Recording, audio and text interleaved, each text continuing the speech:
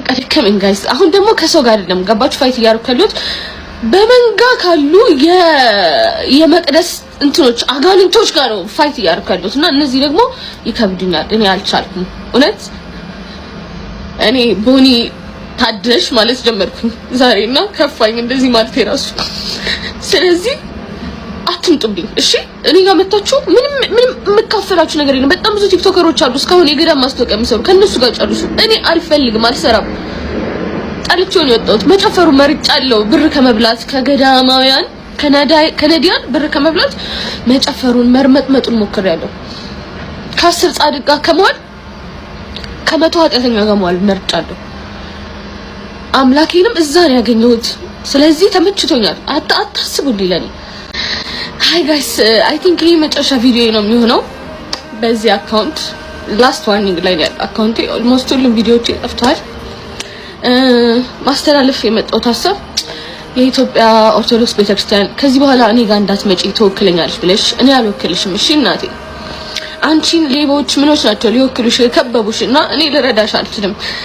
እነሱ 30-60 እየተካፈሉ ከነዲያን ጋር እነሱ ይጠብቁሽ። እኔ መጥቼ ካስቀደስኩብሽ ጸበል ከተጠመቅኩብሽ እናት ከሆንሽኝ ለኔ ቤተክርስቲያን ይበቂ ነሽ። ዝም ብላችሁ እንጂ እኔ የገዳም ማስታወቂያ ከሰራው ዘመን የለኝም ነበር። እኔ እኮ ተጠግቼ አምላኬን ፈልጌ ተጠግቼ ጭራሽ ከአምላኬ ርቄ የቤቱ ተክሏ መሆኑን ታስተምሩኝ ትቼ ወጥቼ መጨፈር ከጀመርኩ ቆይቻለሁ። ዝም ብላችሁ የተነሳችሁብኝ።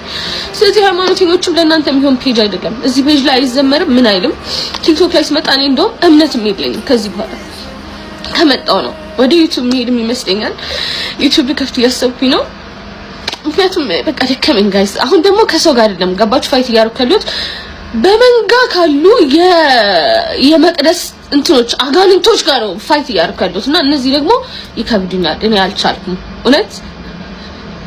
እኔ ቦኒ ታደሽ ማለት ጀመርኩኝ ዛሬና ከፋኝ እንደዚህ ማለት የራሱ። ስለዚህ አትምጡብኝ እሺ። እኔ ጋር መጣችሁ ምንም የምካፈላችሁ ነገር የለም። በጣም ብዙ ቲክቶከሮች አሉ እስካሁን የገዳም ማስታወቂያ የሚሰሩ ከነሱ ጋር ጨርሱ። እኔ አልፈልግም፣ አልሰራም።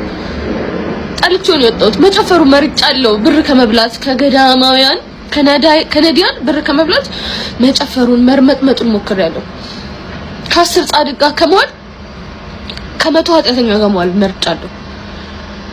አምላኬንም እዛ ነው ያገኘሁት። ስለዚህ ተመችቶኛል። አታስቡልኝ ለኔ። ከዚህ በኋላ ግን መዝሙር ስለማታዩ እኔም ስለማልሰራባችሁ አንፎሎ አድርጋችሁ ከፔጅ ይወጡ እሺ። ስንት አይነት ብልግና በሚሰራበት አገር የአንድን ሴት ልጅ ህይወት ለማጥፋት ይሄን ያህል ከፍና ዝቅ አትበሉ። እኔ ያልገባችሁ ነገር አለ ጋይስ። እኔ አሁንም ያልገባችሁ እሸቱ ትክክል ነው ደጋረገ እሸቱ ምን አጠፋውና የምትሉ ሰዎች እሸቱ ያን ቪዲዮ የሰራው ለቤተ ክርስቲያናት እንትን ብሎ አይደለም። በቃ እሸቱ ለዛ ተቆርቁሮ አይደለም። እሺ ስራ መስራት አለበት። ማስታወቂያ ስላለበት የማስታወቂያውን ቪዲዮ ሰው ጋር እንዴት እንደሚያደርስ እያሰበ ነው። እዚህ ቪዲዮ ውስጥ እኛ የሶሻል ሚዲያው ሰዎች ስለሆነ እዚህ ቪዲዮ ውስጥ 2 ማስታወቂያ ተካቶበታል። አንደኛው የኤአይ ኢንተለጀንት ስልጠና እየሰጠ ነው። እሸቱ የ6 ወር ስልጠና እየሰጠ ነው። ኦንላይን ምንም በሉት እሱን እያስተዋወቀ ነው የመጀመሪያው። ሁለተኛ የገዳማት ማስታወቂያ እያስተዋወቀ ነው። እሺ አልተረዳችሁኝም እናንተ። እሷን ለመምከር የተሰራ ቪዲዮ አይደለም። እሺ ገንዘብ እየሰራበት ያለው የማስታወቂያ ቪዲዮ ነው። እኛ እሷን እየመከራት ቢሆን አንድ እርምጃ ፈቀቅም አንል። ምክንያቱም ከነሱ እኛ ለሷ አናቀም። እሺ እሱ በቃ እነሱ እንዳረጉ ያርባት ችግር የለም። ግን አይደለም እኔን ስሟን አጥፍቶ ገንዘብ እየሰራ ነው። እኛ ለዛ ነው እየተቃወምን ያለው እንጂ የሸቱን ሐሳብ ምናምን እየተቃወምን አይደለም። እና አሁን ምንለው ይሄ ቪዲዮ ከይቅርታው በፊት ከመመጻደቁ ከመታበዩ ክርስቶስ መታበያ አይወድም። ከመታበዩ በፊት ይሄ ቪዲዮ ያወርደው። በቃ በዚህ ቪዲዮ ነው አድርቀስ ሆነ የሰበረ ይቅርታም አይጠይቃት ችግር የለውም። ጥይትም እኮ ቀላውን ከተፋ በኋላ ባዶ ነው፣ ይቅርታ ይጠይቃል። ግን ይሄን ቪዲዮ ያወርደው። ይሄን ቪዲዮ ከዩቲዩብ ላይ ያወርደው። እሷን የምትጠይቋት እንደዚህ ስለምትላችሁ ማለት ነው። በቃ ይሄን ቪዲዮ እንትን ለማለት ይቅርታ ለመጠየቅ ሲሰድባት ሰዓት አልጠበቀም እኮ ረጁ እንዳለው እኮ ሲሰድባት አልጠበቀም። ገባችሁ? ምንም ለማድረግ ፐርሚሽኗን አልጠየቅም። ኢቭን ያው ሁሉ ከተፈጠረ በኋላ አትሊስት ኤክስኪዩዝ አይጠይቅም።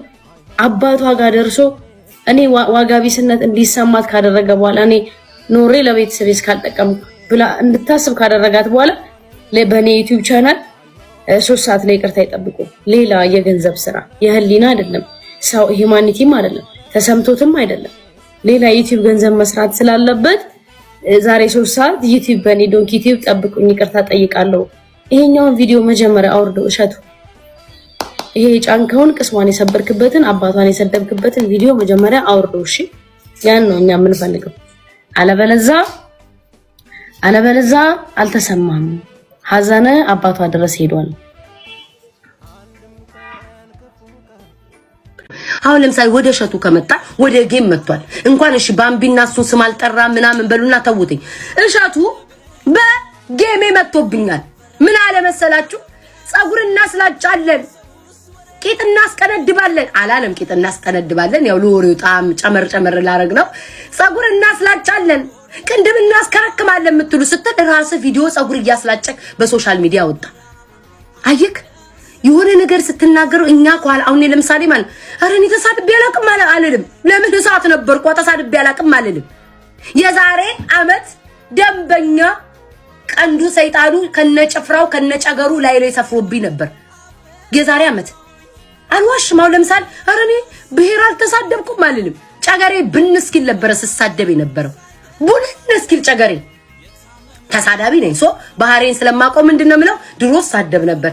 ጌታ መድኃኒዓለም ቤቴ መጥቶ ፈወሰኝ።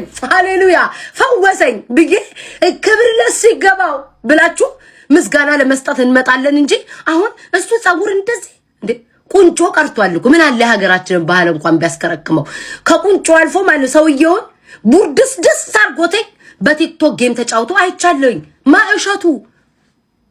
እሸቱ ይሄንን አድርጋል። ሶ ጌመሮች አትሊስት እንኳን ሰው ጌም ከጀመረ በኋላ ስርቆት አቁሟል፣ ማጅራት መምታት አቁሟል። በጠራራ ፀሐይ ይሄ እኮ የተመሰከረለት ጽድት ብድት ያለ ልመና ነው። ሰው ማጅራት አይመታበት። አሁን ኢትዮጵያ ያሉ ሰዎች እሺኛ አሜሪካን ያለን ስራ አለ ምን አለ ይሄ ቲክቶክ ቢዘጋ ስራ አለ ምንም ችግር የለም። ኢትዮጵያ ያለ ማህበረሰብ ማጅራት መምታት ተቀንሷል። ድሮ በጠራራ ፀሐይ ነበር ማጅራት የሚመታው። ጸጉር ሂዩማኔር ሴቶች አይለብሱም። ምልጥጥ አድርጎ ነው የሚሸጠው። ጩባ አንገት ላይ አይገኝም። ከአንገት ላይ በጥሶ በአመድ ይሸጥልሃል። ስለዚህ ከእንደዚህ አይነት ነገር ተወጥቶ ወጣቱ ቢያንስ ትምህርት ቤት አይሄዱም። ትምህርት ቤት እንሄዳለን በየሺሻው በየቁሩ ቤት ነው የሚጠረገው።